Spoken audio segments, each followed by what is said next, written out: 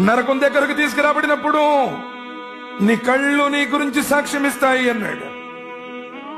నీ కాళ్ళు నువ్వు చేసిన పనుల గురించి చెప్తాయి అన్నాడు. నీ శరీర చర్మాలు మాట్లాడతాయి. అల్లా అల్లా, ఈ దుర్మార్గుడు నా చేత ఇది చూయించాడు, నువ్వు నన్ను ఎందుకోసం సృష్టిస్తే.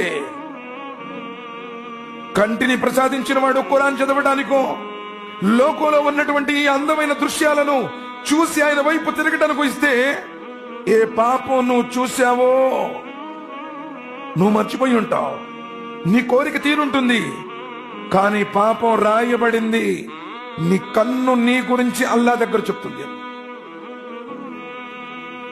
కాళ్ళు నీ గురించి చెప్తా, అల్లా అల్లా, ఈ దుర్మార్గుడు నన్ను థియేటర్కి తీసుకెళ్లాడు, ఈ దుర్మార్గుడు నన్ను ఫలానా బార్కు తీసుకెళ్లాడు, ఈ దుర్మార్గుడు ఫలానా దొంగతనానికి తీసుకెళ్లాడు, అల్లా ఈ దుర్మార్గుడు నా చేత ఈ పనులు చేయించాడు. నీ కాళ్ళు ఎవరో మీ పక్కింటోళ్ళో ఎదురింటోళ్ళో చెప్తే భయ్ వాళ్ళకి మాకు పడతలే అటు చెప్పారనుకోవచ్చు. నీ శరీర అవయవాలు నీ గురించి పరలోకపు కోర్టులో సాక్ష్యం ఇవ్వనున్నాయి.